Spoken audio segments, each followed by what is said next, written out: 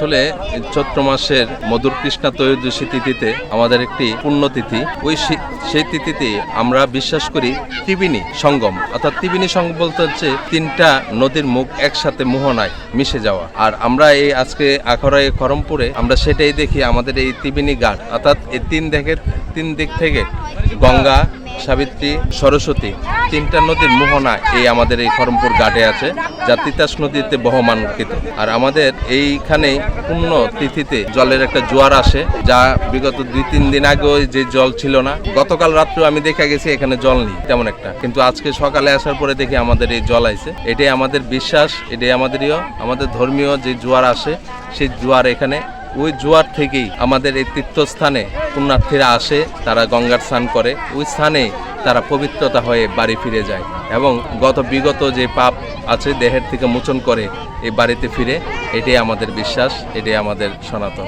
সুদীর্ঘকাল থেকে ব্রাহ্মণবাড়িয়ার আখাউড়া পৌর শহরের খড়মপুর গ্রামের পশ্চিম পাশ দিয়ে বয়ে যাওয়া তিতাস নদী এবং খড়মপুর গ্রামের ভেতর দিয়ে বয়ে যাওয়া যে সান্দারা নদী, এই তিতাস নদী এবং সান্দারা নদীর যে মিলনস্থল ত্রিমোহনা, সেই ত্রিমোহনায় প্রতি বছর চৈত্র মাসে আজকের এই দিনে হিন্দু সম্প্রদায়ের লোকজন ভোর থেকেই তাদের স্নান শুরু করেন, যেটাকে তারা পূর্ণ স্নান হিসেবে বলেন। এবং এই তিতাস নদীর এই ত্রিমোহনাতে পূর্ণ স্নান হয়। সেই স্নানের পর হিন্দু সম্প্রদায়ের লোকজন সেখানে তাদের কিছু ধর্মীয় রীতিনীতি সেখানে তারা পালন করেন, ধর্মীয় আচার অনুষ্ঠান করেন। এবং এই পূর্ণ স্থানকে ঘিরে কেন্দ্র করে এখানে হিন্দু সম্প্রদায়ের ব্যাপক লোকের সমাগম হয় এবং হিন্দু সম্প্রদায়ের লোকজন তাদের এই পূর্ণ স্থান এবং ধর্মীয় আচার অনুষ্ঠান পালন করে। এর পাশেই মাজার শরীফ কমপ্লেক্স রয়েছে।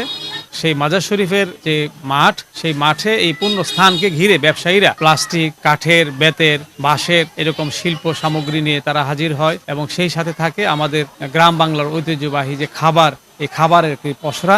সব মিলে এই আজকের এই যে ত্রিমোহনায় যে হিন্দু সম্প্রদায়ের যে পূর্ণ স্থান, যেটাকে আমরা কেন্দ্র করে এখানে একটি মেলা গড়ে উঠেছে। এই মেলাকে বলা হয় ত্রিবেণী মেলা। এই ত্রিবেণী মেলা নামেই এই মেলাটি এই এলাকায় পরিচিত এবং আজকের এই দিনে এই মেলাকে কেন্দ্র করে এখানে হিন্দু সম্প্রদায় সহ অন্যান্য ধর্মীয় লোকজনও এই মেলায় তাদের বিভিন্ন রকম কেনাকাটা করার জন্য ছেলে, বড়, পুরুষ, নারী, পুরুষ সহ শিশু, কৈশোর তারা সকলেই এখানে আসেন এবং এই মেলাটি একটি অত এলাকায় একটি উৎসবের রূপ নেয়। প্রতি বছর আজকের এই উৎসবের দিনটির জন্য মানুষ অপেক্ষা করে থাকে।